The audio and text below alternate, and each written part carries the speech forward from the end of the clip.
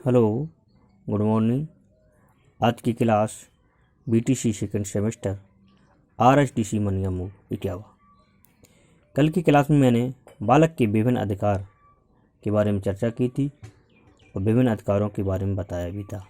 उसी की हेडिंग है बालकों के विधिक अधिकार। जो भारत सरकार द्वारा जो अधिकार बच्चों को प्रदान किए गए हैं उन्हें हम दो शीर्षकों में विभक्त किया जा सकता है। तो आज हम पहला शीर्षक हम पढ़ाएंगे। बालक के विधिक अधिकारों में भारत सरकार द्वारा जो अधिकार दिए गए उनको दो शीर्षक में बांटा गया है और पहला शीर्षक आज में पढ़ाएंगे बालक कामगारों की विधियाँ। बालक यानी बाल कामगारों की विधियाँ। बाल कामगारों की विधियाँ निम्नलिखित हैं। फर्स्ट नंबर है, पहला पॉइंट है बालकों के लिए श्रम गिरवीकरण अधिनियम। तो बालकों के अंतर्गत श्रम गिरवीकरण अधिनियम के बारे में चर्चा की गई। सन 1993 में इस अधिनियम बालकों के श्रम को गिरवी करने के लिए कारगर करने तथा उन बालकों को जिनका श्रम गिरवी किया गया है नियोजन का प्रतिषेध करने के लिए अधिनियम किया गया।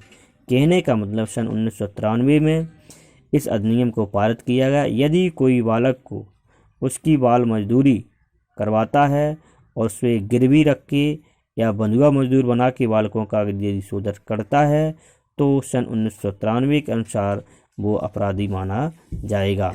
और इस अपराध की धारा भी कुछ निश्चित की गई हैं। तो सन 1993 में इस अधिनियम बालक को श्रम को गिरवी करने के लिए कारगर करने तथा उन बालकों को जिनका श्रम गिरवी किया गया नियोजन का प्रतिषेध करने के लिए अधिनियम किया गया था। दूसरा पॉइंट है कारखाना अधिनियम। कारखाना अधिनियम में कही गई बात 1948 बालकों की अधिकारों को सुरक्षा प्रदान करने वाला एक महत्वपूर्ण अधिनियम कारखाना अधिनियम तैयार किया गया था, जिसकी सन 1948 में यदि कोई बालक कारखाने में काम कर रहा है, उसकी उम्र 14 से यानी 18 वर्ष है तो वो बालक किशोर है। और अगर ऐसे में कोई व्यक्ति काम करवाता है तो वो बाल अपराधी माना जाएगा।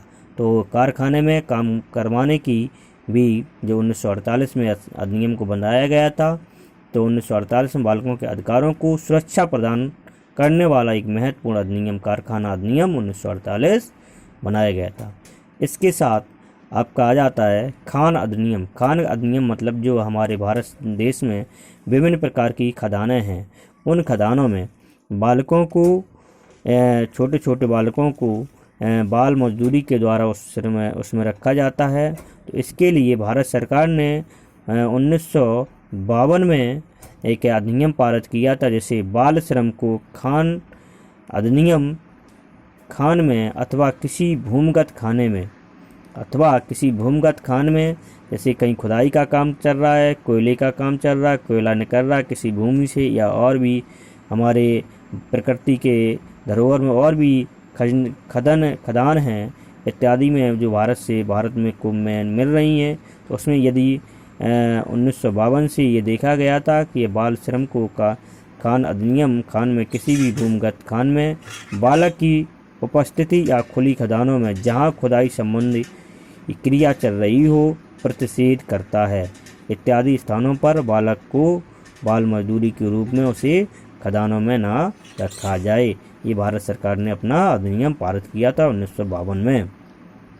इसके बाद नेक्स्ट पॉइंट आ जाता है, चौथी पॉइंट है मोटर परिवहन कर्मकार अधिनियम। यानी जो मोटर पार्ट्स इत्यादि जो जहाँ कंपनियाँ हैं मोटर परिवहन के पार्ट्स इत्यादि बनते हैं, उन कंपनियों में 1961 से यह अधिनियम किसी मोटर परिवहन उपक्रम में बालक के नियोजन का किसी भी विभाग में प्रतिषेध है।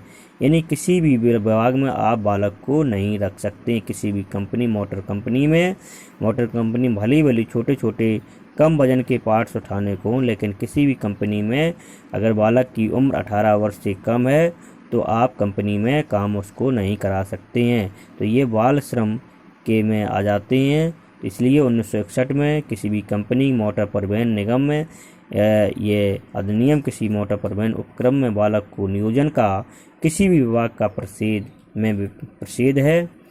इसके बाद है आपका 5वां पॉइंट आ जाता है बाल श्रम प्रतिषेध विनियम।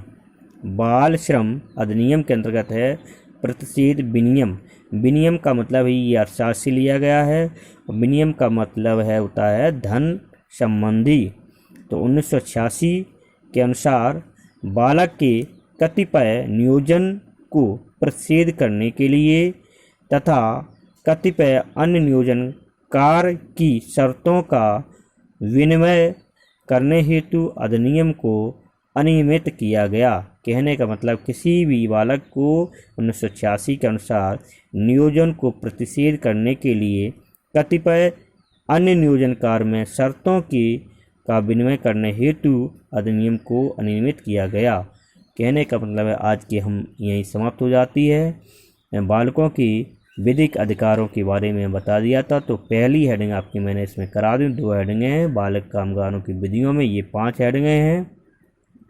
फिर से समझ लें, बालकों के लिए श्रमगिरी अधिनियम 1993 में, कारखाना अधिनियम 1948 में और खदान अधिनियम 1952 में, मोटर परिवहन कामगार अधिनियम 1961 और बाल श्रम प्रतिषेध विनिमय अधिनियम 1986। तो इन तारीखों को याद रखें। ओके, धन्यवाद। आज की क्लास में समाप्त होती है।